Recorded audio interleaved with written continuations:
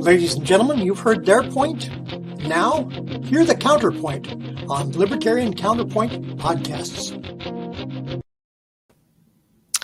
Good afternoon and welcome to Libertarian Counterpoint podcast, or rather Knuckleheads of Liberty podcast is our new logo, but we were formerly Libertarian Counterpoint podcast. And we are actually doing a part 2 of a show that we are continuing from our last show on what is peaceful protesting. But before we get into that, let me reestablish the date. Today is January 27th, 2021. And, it's been a year of crazy protesting, as we talked about in the last. We've gone through just about a year of it. But let's introduce the panel. So up in our upper left-hand corner, we have our Screaming Eagle of Freedom, Tim Everett. Yeah. He is a pilot in the state of California. And in our upper right-hand corner, we have Leon the Word Brathwaite, last word in Liberty. He is a retired engineer in the state of California. And my name is Jason McPhee, and I'll be your host today. So let's jump right back into it. We were discussing what is a peaceful protest. And a lot of this is because, as we talked about in the last show, a lot of people are confused. CNN has been involved in confusing a lot of people on what a peaceful or mostly peaceful protest is. And we'll get to some of that as we go on. And Chris Cuomo even said, hey, protests don't even have to be peaceful. So anyways, let's get back. We left off on the issue with, when crowds are sort of getting aggressive and screaming in people's faces. And we had just talked about a image in Portland where a bunch of protesters were screaming in some senior citizens' faces who were trying to put out a fire that they were starting on a police station. And we had just gone from that to Rand Paul leaving the RNC convention, where protesters gathered around him as he was simply trying to get across the street from the White House to his hotel. He had to be diverted a mile away by bus and come back on a cab. And the cab wouldn't even get within 3 blocks of the hotel, so he had to walk the rest of the way. The crowd saw him, started chanting at him, screaming obscenities and everything else. Finally, a couple of police officers got around him to protect him and his wife. And they in some cases, they were pushing the policeman back. There's at least one where he literally started to fall over almost, where he got pushed by one of the protesters. So again, this is a, crowd that didn't actually, as far as I know, light anything on fire in this case. However, they were literally blocking his ability to pass just to get to the place he had to go to sleep. So Rand Paul's freedom to peacefully pass was being blocked by the protesters exercising, in their minds, their right to peacefully protest in this case. So again, you guys have any thoughts on this particular instance? Leon, you want to go? Well, if Jason, if in this case, say Rand Paul was walking up the street, going to his hotel, nobody was blocking his path. I mean, maybe somebody might have been standing on the pavement. He say, "Excuse me," they step aside. He walk up the road, even though they may be protesting something or the other. That would have been just fine. But what we are looking at here, and as the story was told, there were aggressive acts against Rand Paul, against his wife, who was with him that night, and against the police officers who were trying to protect him. So this was clearly not a peaceful protest. They were protesting something that Rand Paul is heavily involved with, which they would have agreed with, which is the Breonna Taylor legislation to stop no-knock warrants. But if you go back now to the previous show where we had those protesters on the freeway, true, they were blocking the path of mobility, but they were doing it peacefully. Not this image, the first image I was referring to. This one. This to me is a peaceful protest. Now, I don't like BLM. I think they're a bunch of crap, but this is a peaceful protest. But the case of Rand Paul and his wife, where they were taking aggressive acts against them, as citizens of the United States, that was not peaceful. And yes, I know CNN and MSNBC going to tell us it was a mostly peaceful protest. It was not. And this is the hypocrisy of these people. They want to tell us what sort of lawlessness we should accept and what we should reject. And this is nonsense. Screaming Eagle, do you have thoughts? Well, I get a little hung up on that whole say her name. They were screaming at Rand Paul and his wife, say her name, well, mainly at Rand, talking about Breonna Taylor.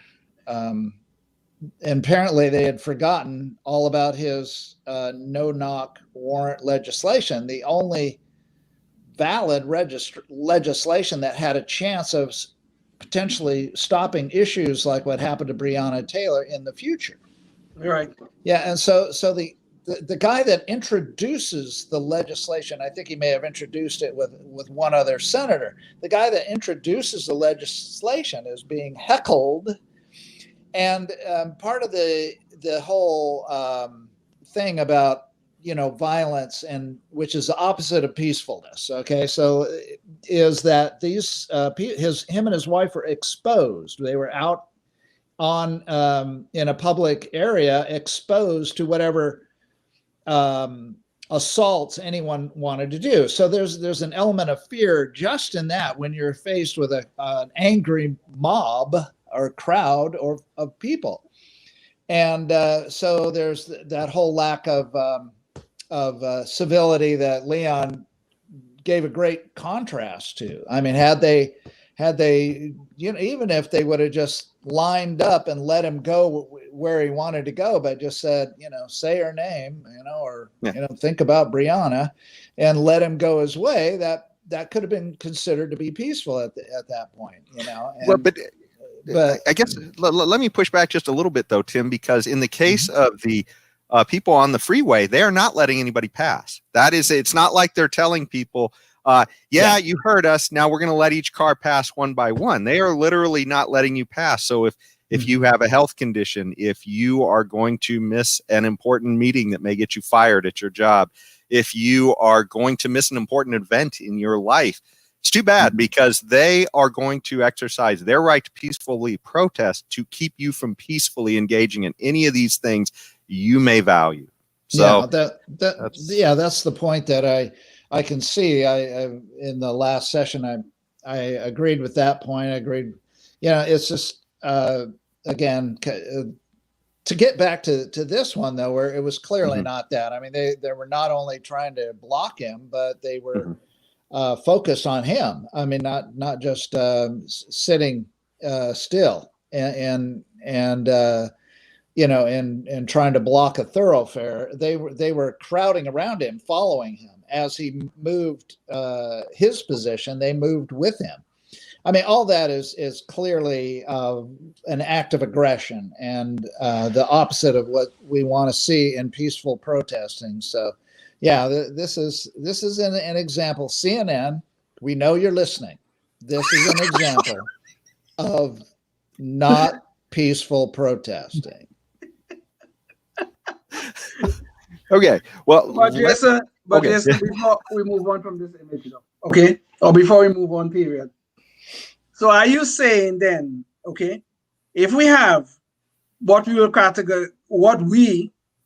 the three of us, would categorize as a peaceful protest, something on public property, people walking down the street, maybe 10,000 people walking down the street protesting some issue, whether it's police brutality, whether it's whatever, but they're doing it peacefully. They're walking down the street.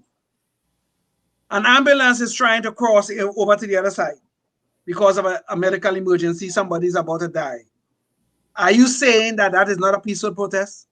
If the ambulance can cross, even if that person may die, which would be tragic. I would agree with that. I'm saying if they are peaceful protesters, they will clear a way for the ambulance to pass. Yeah. That's the bottom line. If they literally think that whatever they're doing is more important than somebody else dying, they're not peaceful anymore, right? I mean, that's what I would say. I'll have to concede that point. I'll have to concede that point. And more than likely, if they indeed have been peaceful, they would clear the way for the ambulance. Okay, I'll have to concede that point. Okay, so on that point, I will concede. I will concede the rest of my. I will not concede the rest of my argument, but I concede that point. Yeah. Well, this is a good discussion because I mean this really gets into some of the points. But let's go on to the next because the next one is in the same realm of discussion about letting people pass, but amps it up just a little bit. So in this case, we're talking about Garrett Foster, who was actually a libertarian. I think he was a registered libertarian, and he had been in the military. And he is the individual you can see circled back here. He's behind this woman, and he is holding a loaded AK-47. And this car is trying to. Jason, we're not seeing it. We have the image of Rand Paul still. Oh, no, I'm seeing it. I'm seeing the image of that. I'm seeing the image, Tim. So what are you seeing, Leon? What image? I am seeing the image of that Jason's speaking about right now. Yeah. Okay. Well, let's just pretend you're seeing Rand Paul. All right, I'll pretend I'm listening on the podcast without anything. Yeah. Okay. But you've seen the image too as well. Yeah. Okay. So anyways, in the case of Garrett Foster, this happened back in July of 2020 during a Black Lives Matter protest. I believe it was in one of the Texas cities. I'm not sure if it was Houston or Dallas, but anyways, so Garrett Foster was a libertarian who was on the side of BLM, and they were blocking a street unpermitted. They were blocking a street, and somebody accidentally turned down the wrong street. He was, I think he was an Uber driver who was also was employed by the military as well, but he had been doing an Uber job that night. And he wound up getting stuck in this crowd, and he was trying to pass. He couldn't pass very quickly. He was, I guess he was slowly trying to work his way through. And then he was approached by some people, I guess, were yelling at his car. Some people were kicking his car. And then comes a guy who's carrying an AK-47 up toward the car. And so the driver had a gun in his car, and he shot him and killed him. And the question is that peaceful protesting? If you literally, I mean, you're blocking a street, you're blocking someone else's right who's trying to peacefully protest, and then you approach that car with a loaded gun showing. Is that still peaceful protesting? No, it's not. No. It can be. It can be. Okay. And if this guy approached, I believe this happened in Austin, Texas, Jason. Austin. Okay. Yeah. Now, the guy walks up to the car with an AK-47. Obviously, anyone will think about that as a threat. So the minute you see anything like that, this can't be a peaceful protest anymore. All right. You have to protect yourself. And in this case, the guy had a loaded gun. He used it. But you have to protect yourself. How would you know it's not a threat? I have a quick question for Tim. Is it allowed to open carry a weapon like that? I mean, because if not, why did the police not stop him? Because I just a quick question. If open carry is legal, then what was the problem? It seems to me the problem is that they were already violating this guy's rights by not letting him pass. And then when you walk up to him showing a gun while you're violating his right to peacefully pass, I can't see how you could think anything else other than that you were going to be violated more than just not letting you peacefully pass. Yeah, that's. I mean, number one, I don't know the answer to that question for sure, nor do I know what the answer to the question would be as far as did he for sure have a right to defend himself by with lethal force? And I think the answer to that one, though, I mean, I'm pretty sure it would be yes, he does have that right.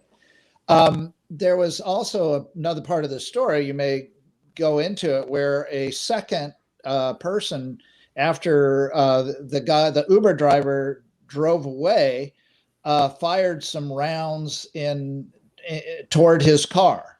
Yes. Now that, no matter where you are in the United States, would not be a reason to utilize lethal force. So that guy should have been arrested for absolute certain and convicted of using illegal use of lethal force, even though no one was shot by that, which is lucky considering all the crowds and so on. But and it's in a city. But discharge a firearm within city limits, illegal use of a firearm all that should have been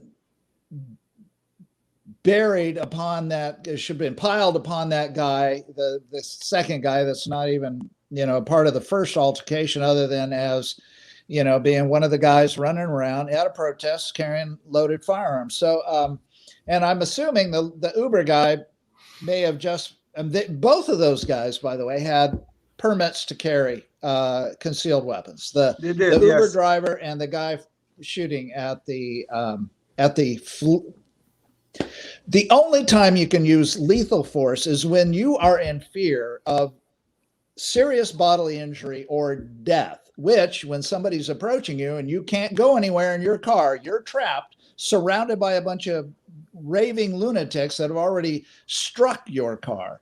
And some guy with an AK-47, I don't care if his hand's off of it, starts coming up toward you, you've got the right to shoot and kill that guy if you are feeling threatened. Well, who wouldn't? I mean, got to be brain dead not to feel threatened in a situation like that. So that's what I'm thinking. Other than that, I'm not sure. I don't know that open carry is really would get into it. It would even be a factor. For example, okay, let's assume open carry was allowed. Okay, so you're walking around with your AK and it's loaded, and you're walking up to a trapped car, and you're going to advance toward that driver as if you want him. Are you going to save him? Are you going to clear the way for him to proceed peacefully? Nah, you don't know. I mean.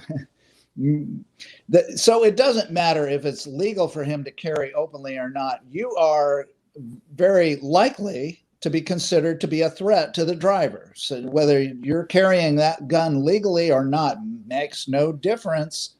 And he's got the right to kill you, in my opinion. That's just my opinion, not an attorney.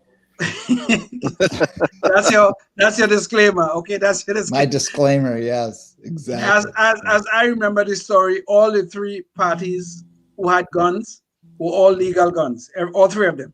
Okay. The guy with the AK-47, the Uber driver, and the person who shot at the car when the Uber driver was driving away. If I remember in the story correctly. Well, and there's one other. Oh, sorry. Go ahead. No, finish. Well, I was just going to say, there's one other point too before going on to the next one. The police did let the Uber driver go afterwards, so they, I guess, had a good reason to believe that this was self-defense as well. Right. Yes. Because I'm not sure if he got charged later, but initially, after he called it in and said, "Hey, look, I had to shoot somebody because some guy came at my car while they were blocking me, with an AK-47." So. Does anybody know what happened to the guy that shot after the fleeting Uber driver? I don't think they ever caught him. He was arrested too. Oh, he was. From the article, he was arrested. Yes, but I don't know if they charged him. They sure should have, but I don't know if they did. Maybe this is something we should check on, because we did touch on this subject slightly previously, and we never, and not in this depth, but we did touch on it, and we never did have a follow up on it. So maybe that's something we should probably check on and find out something about. Or perhaps a member of our audience should for us, which would really be cool. There we go. Let me progress to the next one, because we definitely want to get through all these. This one should be a little easier. This is in Sacramento, so I wanted to include this because it was near and dear to us in California. Trump came to McClellan, I think it was McClellan Air Force Base, during the fire season here in Sacramento, where fires have literally been getting like apocalyptic here during the summers, a lot of it's due to forest management, I guess. But to not get off on a tangent, the group of protesters were out there because they knew Trump was there. So they weren't protesting our, forest management policies or whatever, but they were protesting that Trump showed up. And so anyways, so the CBS News, I guess, was out there, and they caught on tape there was only one, it looks like, highway patrol car here trying to manage this whole crowd. But at one point, they started attacking the car, and a guy literally was climbing on top of the car. And CBS reported this in the broadcast as a peaceful protest, not even mostly peaceful, as a peaceful protest. I mean, if you're attacking a car with somebody in it, that's not peaceful. I don't know. So CBS Newspeak, I don't know. You guys have any quick thoughts on this one? Well, whether there's somebody in the car or not is really irrelevant. You are attacking property that does not belong to you. Personally, you're attacking property. So I don't know, people in it, people not in it, it doesn't really matter. It's not peaceful. But this is the problem we're having, that these people want to tell us, these so-called peaceful protesters and the media want to tell us what lawlessness we should accept and what we should not. Okay? When the BLM and the Antifa was burning down our cities, that was unacceptable. But when that was acceptable, that was acceptable. But when the fringe elements of the Trump campaign stormed the Capitol and rioted in the Capitol, no, that was an insurrection. We should object to that one. This is the nauseating thing that we should object to, that these people should at least have one standard instead of the double standard and the hypocrisy that we have to live with. Yeah. Gaslight. Yeah, well, in the little link that you sent us regarding this, with the video of this, I love the interview with the one lady that was saying, and then with absolutely out of the clear blue, he just gunned it. I mean, it's like it's like somebody climbing on the car. I forgot about that part. And so yeah, he gunned it. What happened to the guy in the car? Well, he flipped off, landed on his head. Okay, play stupid games. You get to win stupid prizes because this guy won the prize. Well, and of course, no skepticism from the reporter at all. You know? Of course. Yes. Yeah. Now, just interviewing.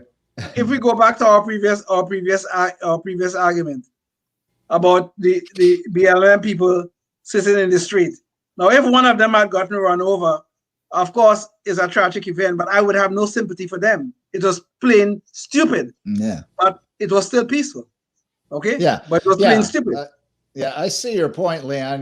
You're just describing the protest, for what it appears to be, because they're just sitting on the freeway there, or standing, and just kind of not like, I don't know, they're not like advancing with a bunch of clubs and baseball bats to beat your car, correct? Right.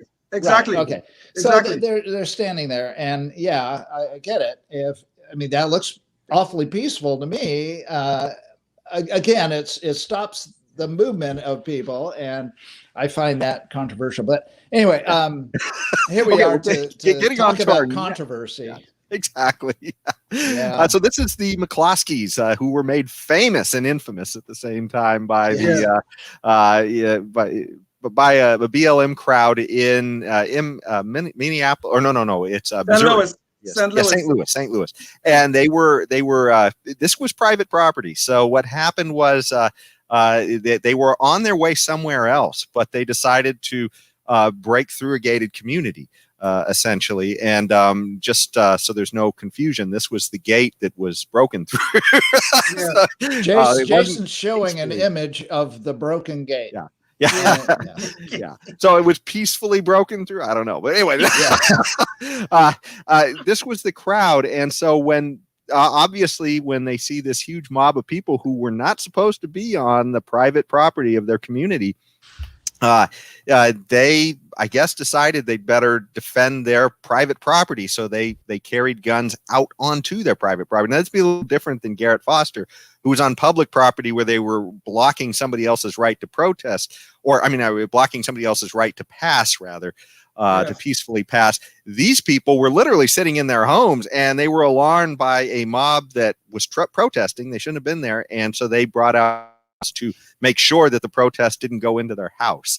And then they were roundly vilified throughout the nation, and I guess charged with a lot of crimes. And no protesters were charged with anything for the trespass, but they were charged for threatening with weapons. So that's kind of the gaslighting we're into right now. But clearly, trespass. If you're trespassing, it seems like you can't be peacefully protesting. Yeah, I just read something recently, and I haven't verified it, but I read that I think it was the judge in their case, or it was the attorney general of the state in their case, wanted to drop all charges against them. And then again, I haven't verified what the reasons were, but apparently there was previous video that was no longer seen, and they have copies of video that they took, the couple, from inside the house of people coming up to the windows and yelling at them, and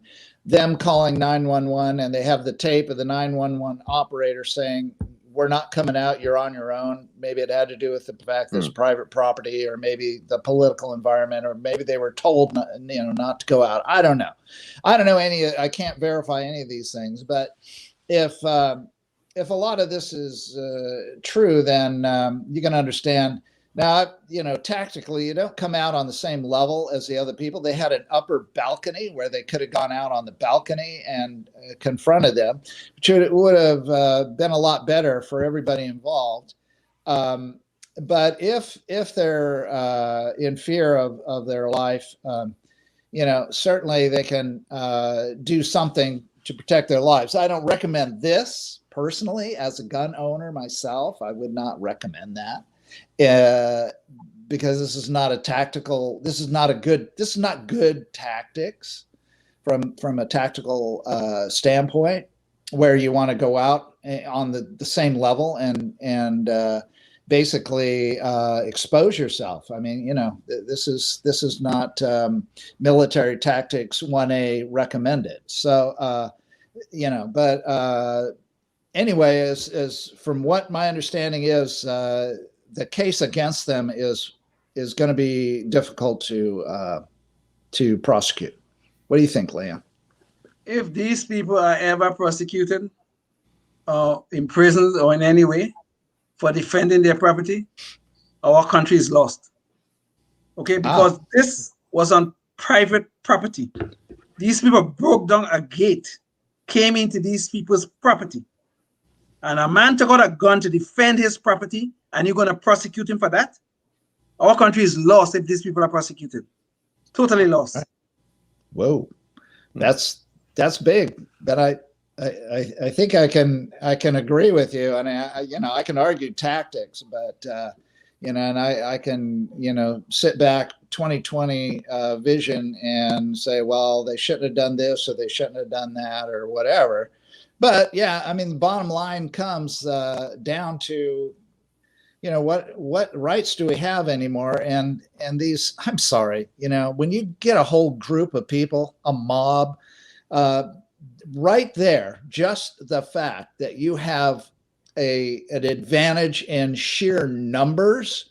Yes. I don't care what you have as your wonderful. What am I thinking of?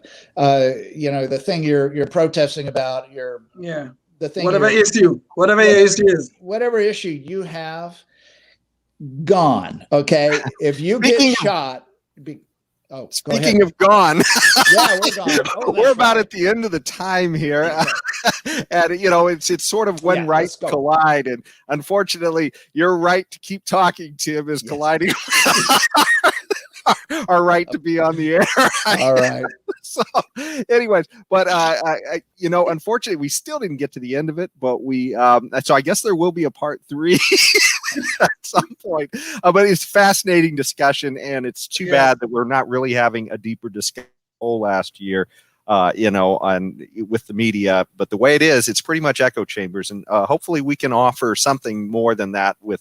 At least a little bit of back and forth, because I think we've really uncovered that, hey, look, when rights collide, it's not very clear. But hopefully you'll join us for the next one, though, and we can get farther into this issue, because we still had a few other aspects of peaceful protesting to go over. So thank you for joining, and we will see you at the next one. Sounds good. Bye.